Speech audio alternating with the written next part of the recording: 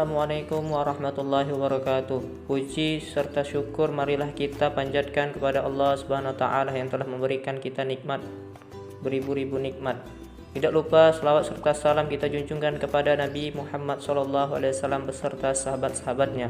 Semoga kita semua mendapatkan syafaat dan mendapatkan petunjuk dari ridha Allah Subhanahu wa taala. Saya Mirza Muhammad Al-Faid selaku moderator dari kelompok 1. Kami ingin membawakan materi pembelajaran matematika diskrit yang berjudul konsep umum graf. Baiklah, untuk materi yang pertama akan dibicarakan oleh Saudara Imam. Baiklah, perkenalkan nama saya Muhammad Imam Briliantama akan membaca materi pemahaman graf.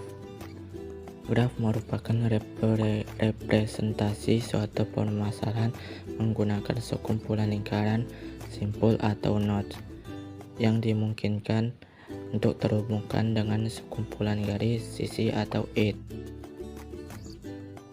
Kapankah graf digunakan? Nah, kita sudah sering menggunakan graf dalam kehidupan sehari-hari. Misalkan saja ketika kalian menggunakan GPS atau aplikasi peta dalam HP kalian. Ketika kalian melihat peta, pada dasarnya semua titik-titik yang ada pada peta tersebut merupakan representasi graf dari suatu lokasi, entah itu mall, rumah sakit, atau semacamnya. Titik-titik tersebut pada graf dinamakan suatu sebagai simpul. Coba kalian lihat gambar sebelah kanan. Di sini misalkan saja terdapat sekumpulan mode transportasi, mana alat transportasi, di mana setiap alat transportasi berada di titik-titik yang berbeda. Garis-garis yang menghubungkan antar alat transportasi dalam kasus ini adalah sisi. Jadi ketika kita menggunakan aplikasi peta dan kita ingin pergi ke suatu kota A menuju ke kota B, ada rute yang menghubungkan kedua kota tersebut, maka pada dasarnya kota A dan kota B dalam teori graf ini dinamakan suatu sebagai simpul. Sedangkan rute yang diambil dari ke kota A ke kota B itu dinamakan sebagai edge dalam teori graf. Definisi graf. Graf digunakan untuk merepresentasikan objek-objek diskrit dan menghubungkan antara objek-objek tersebut. Penulisan graf Y, V, E memiliki makna bahwa graf Y terdiri atas V himpunan tidak kosong dari simpul-simpul atau vertices, V1, V2, Vn. E himpunan sisi atau edge yang menghubungkan sepasang simpul, E1, E2, En. Baiklah, materi selanjutnya. Baiklah, saya Muhammad Julianda Al-Mubarok akan melanjutkan materi yang telah dibacakan oleh Saudara Imam. Nah, supaya kalian lebih jelas tentang penerapan suatu graf, sekarang coba perhatikan saat ini. Ya, di sini ada 3 buah graf yang sudah digambarkan, yaitu G1, G2, dan G3.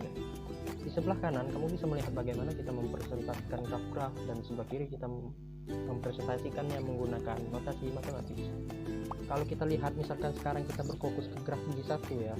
Jadi kita tuh ada 4 buah simpul tuh, yaitu simpul 1, 2, 3, dan 4. Maka penulisannya adalah seperti ini. P sama dengan 1, 2, 3, dan 4. Bagaimana dengan sisi-sisinya? Kalau kita lihat di G1 ada 5 buah garis, yaitu garis yang menghubungkan simpul 1, 2, dan seterusnya. Jadi ketika kita ingin menuliskan sisi tersebut, kita dapat menggunakan simpul seperti ini, yaitu V sama dengan sisi 1, 2, 1, 3, 2, 3, 2, 4, dan 3, 4. Sisi dalam graf disimbolkan menggunakan kurung seperti ini. Jadi kalau kamu menuliskan sisi yang hubungkan 1 dan 2 atau menghubungkan simpul 1 dan 2, maka kamu menulisnya kurung 1, 2. Jadi kalau kamu melihat simbol kurung 3, 4, maka itu artinya merupakan sisi yang menghubungkan simpul 3 dan simpul 4. Mari kita beralih ke graf G2. Pada graf G2 terdapat 4 buah simpul juga, yaitu 1, 2, 3, 4. Jadi penulisannya juga serupa dengan graf G1 ya, yaitu P sama dengan kurung kurawal 1, 2, 3, dan 4. Bagaimana dengan sisinya? Nah, di sini kalau kita lihat ada beberapa macam sisi, ada E1, E2, E3, E4, dan seterusnya. Jadi pada graf G2 terdapat 7 buah sisi. Kalau dituliskan secara matematis, E1 itu menghubungkan 1, 2, jadi E1 itu kita tuliskan sebagai pasangan 1, 2, lalu E2 itu menghubungkan 2 dengan 3, jadi kita tuliskan menggunakan simbol 2, 3, begitupun seterusnya. Sekarang kita beralih ke graf G3 ya. Graf G3 ini pada dasarnya memiliki pola yang mirip dengan G2, di mana terdapat 4 buah simpul yang terhubung oleh kumpulan sisi. Yang membedakan G2 dan G3 yaitu adalah sisi E8.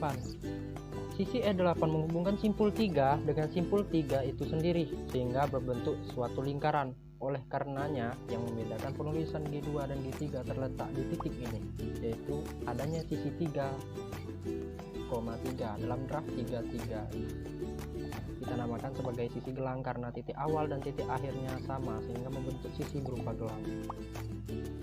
Dalam teori graf terdapat beberapa variasi graf. Pada saat sebelumnya, graf 1 kita namakan sebagai graf sederhana. Graf sederhana merupakan suatu graf yang tidak mengandung sisi ganda ataupun sisi gelang. Graf G2 pada saat sebelumnya kita namakan sebagai graf ganda, karena graf ganda merupakan suatu graf yang mengandung sisi ganda. Berikutnya G3 kita namakan sebagai graf semu. Suatu graf dikatakan graf semu apabila graf tersebut mengandung sisi berupa sisi gelang. Nah, berdasarkan keberadaan sisi ganda ataupun sisi gelang dalam suatu graf, pada dasarnya graf dapat dikategorikan menjadi 2 jenis. Yang pertama adalah graf sederhana. Pada graf sederhana tidak terdapat satu pun sisi ganda ataupun sisi gelang. Contohnya adalah graf G1. Di lain pihak, ada kategori graf kedua, yaitu graf tidak sederhana. Pada graf tidak sederhana ini, setidaknya terdapat minimal satu buah jenis sisi ganda ataupun satu buah sisi gelang. Graf G2 dan graf G3 pada contoh ini menunjukkan keberadaan suatu graf tidak sederhana. Baiklah, sekian dari saya. Untuk pembacaan materi selanjutnya akan dibacakan oleh saudari saya, Khairun Najwa. Baiklah, saya Khairun Najwa akan menjelaskan tentang jenis-jenis graf 2. Berdasarkan orientasi arah yang dimiliki suatu sisi pada suatu graf, maka graf dikategorikan menjadi 2, yaitu graf tidak berarah dan graf berarah. Pada graf tidak berarah, sisi yang menghubungkan dua simpul tidak memiliki orientasi arah.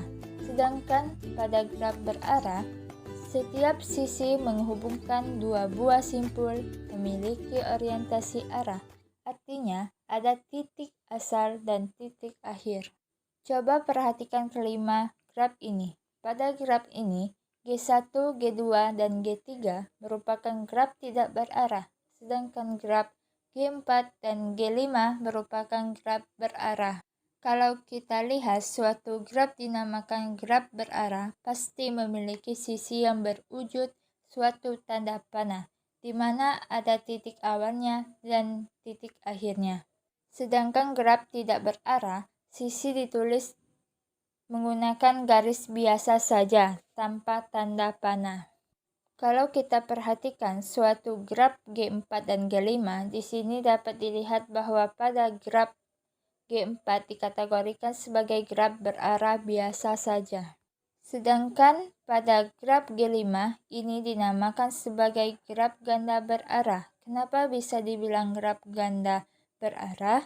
Karena kita perhatikan pada simpul 3 dan simpul 1, graf G5 terdapat 2 buah sisi yang memiliki titik asal dan titik akhir yang sama, yaitu menghubungkan antara simpul 3 dan simpul 1.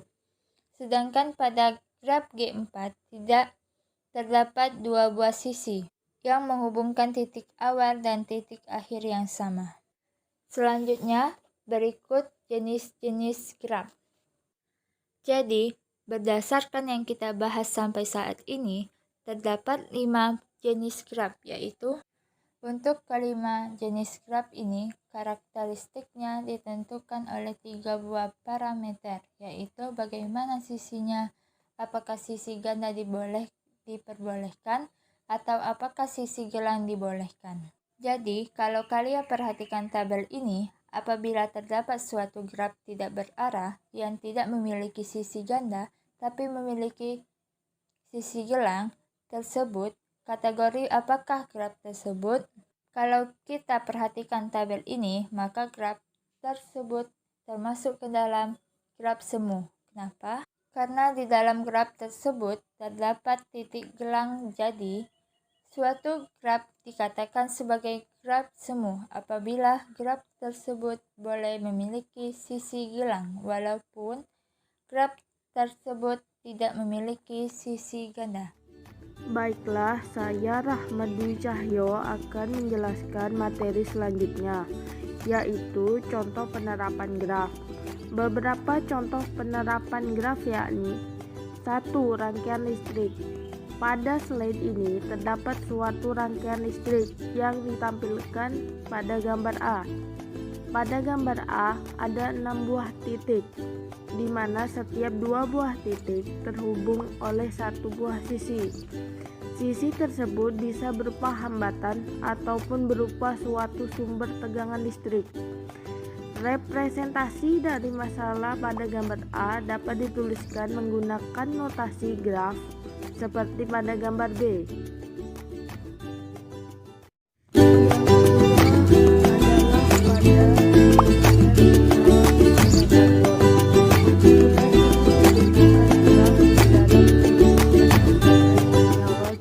Karbon. Misalkan saja seperti CH4, C2H6, C3H8 menggunakan simbol-simbol seperti ini. Yang ketiga adalah rantai makanan. Pada rantai makanan, hewan-hewan yang terlibat di dalam rantai makanan tersebut dalam teori graf merupakan suatu simpul. Sedangkan hubungan antara siapa memakan siapa itu bisa disimbolkan menggunakan suatu sisi. Dalam rantai makanan, tentu saja siapa memakan siapa itu penting. Oleh karena itu, sisi yang digunakan di dalam menyimbolkan rantai makanan merupakan sisi berupa sisi berarah. Jadi, rantai makanan merupakan contoh penerapan di mana suatu graf berarah digunakan. Baiklah, itu sedikit penjelasan dari saya, dan penjelasan selanjutnya akan dijelaskan oleh rekan saya, Saudara Mirza. Jika pengguna masih kurang, maka vending masih akan terus menunggu sehingga jumlah uang yang dimasukkan pengguna sesuai dengan harga suatu barang tersebut. Nah, bagaimana model vending mesin ini menggunakan graf? Yuk kita lihat, misalkan saja kita ingin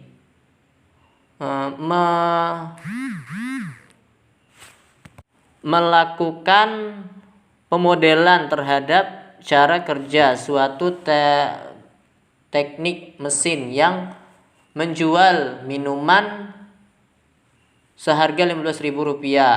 Andaikan sisa vending mesin tersebut hanya dapat uang Rp5.000 dan Rp10.000, bagaimana cara kerja vending mesin tersebut? Coba kita lihat gambaran ini baik-baik ya.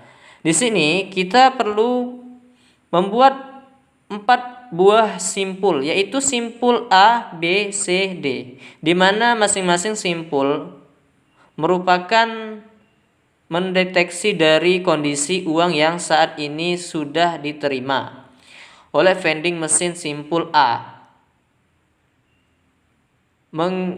menyimpankan bahwa Rp0 sudah diterima oleh vending mesin simpul B. Penyimpanan Rp5.000 sudah dimasukkan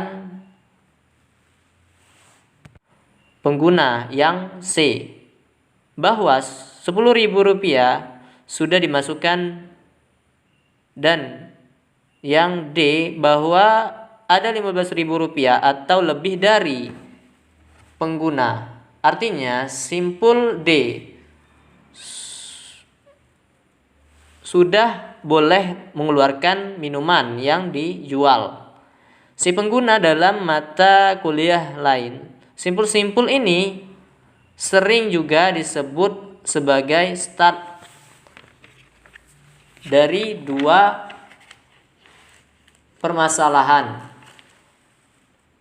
Sedang kita bahas yang karena vending mesin ini hanya dapat menerima Rp5.000 atau Rp10.000, maka kita perlu memodelkan kemungkinan uang yang dimasukkan pengguna langsung saja dari simpul si pengguna, simpul A si pengguna, tidak memasukkan uang apapun, maka posisi pengguna berada di A. Ketika pengguna memasukkan uang Rp5.000 dan state A, maka pengguna akan beralih ke simpul B. Di alih pihak, jika pengguna memasukkan Rp10.000 dari simpul A, maka pengguna langsung penada beralih simpul C. Hari ini kalau kita lihat terus berlanjut hingga pengguna memasukkan uang Rp15.000. Jadi kalau misalkan si pengguna memasukkan uang Rp10.000,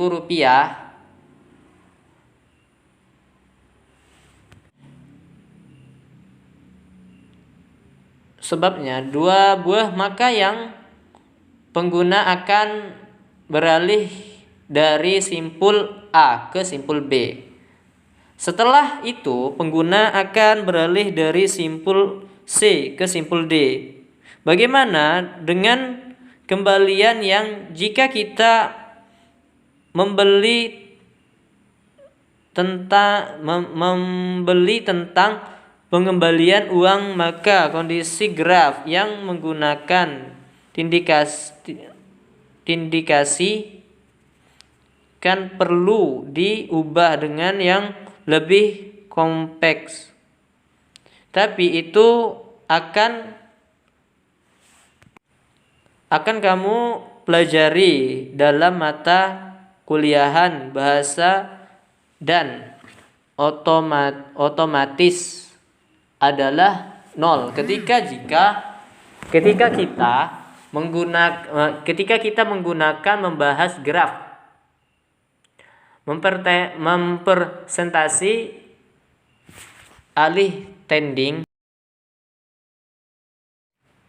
Presentasi alih tending mesin cukup perlu disederhanakan seperti ini saja, di mana pending mesin hanya akan mengeluarkan minuman state D atau pada simpul D ketika uang yang dimasukkan pengguna minimal Rp15.000. Dalam kasus ini pendingnya mesin tidak digambarkan tentang mekanisme pengembalian uang yang jadi jika uang yang dimasukkan pengguna lebih dari Rp15.000, pending mesin tidak melakukan pengembalian uang pada